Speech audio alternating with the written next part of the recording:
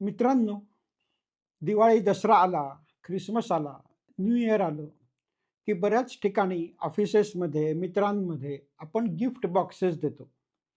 आता हे gift box कशाचे असतात? तर शक्यतो मिठाई असते किंवा मग चॉकलेट्स असतात.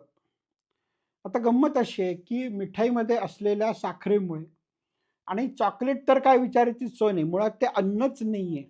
एकतर साखर भयंकर त्यात असते, तेल भयंकर असतं आणि ते अन्न नाहीये कारण त्याच्यामध्ये इतकं प्रोसेसिंग झालेलं असतं, की त्यात जे काही मुळात घातलंय ते शिल्लकच राहिलेलं नसतं. म्हणजे ह्या कंपन्या तुम्हाला एक असा पदार्थ देतायत, ज्याला आपण खाद्यपदार्थ म्हणतो आणि तो तुम्ही खा आणि त्याचे आम्हाला पैसे द्या, असा हा सगळा कार्यक्रम असतो. तर माझं म्हणणं असं आहे, की ह्याच्यापुढे आपण गिफ्ट बॉक्स म्हणून फळांचे बॉक्स द्यायला सुरुवात करूयात, की फळं एकदम ताजी घ्या. सफरचंद, चिक्कू, द्राक्ष ती एकदम छान प्रकारे सजवा. त्याचे छान-छान बॉक्सेस बनवा आणि ते तुम्ही गिफ्ट म्हणून द्या.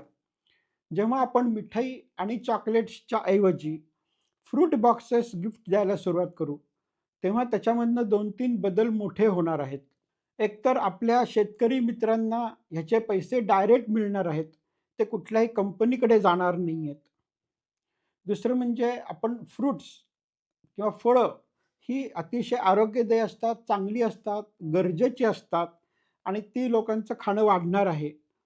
नंतर तिसरी गोष्ट म्हणजे मिठाई आणि चॉकलेट खाणं चुकीचं आहे, हा संदेश लोकांपर्यंत जाणार आहे आणि जेवढे जास्त लोक मिठाई आणि चॉकलेट्स बंद करतील, तेवढं त्यांचं आरोग्य सुधारणार आहे.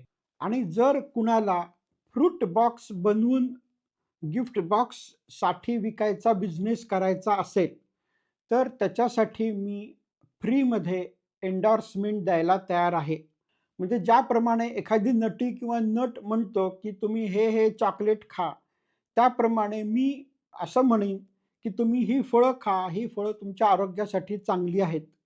त्यात माझं नाव, सही आणि माझा संदेश हा कुठल्याही रॉयल्टीशिवाय तुम्ही वापरू शकता. जर तुम्हाला इंटरेस्ट असेल, तर तुम्ही कमेंटमध्ये जरूर लिहा. धन्यवाद.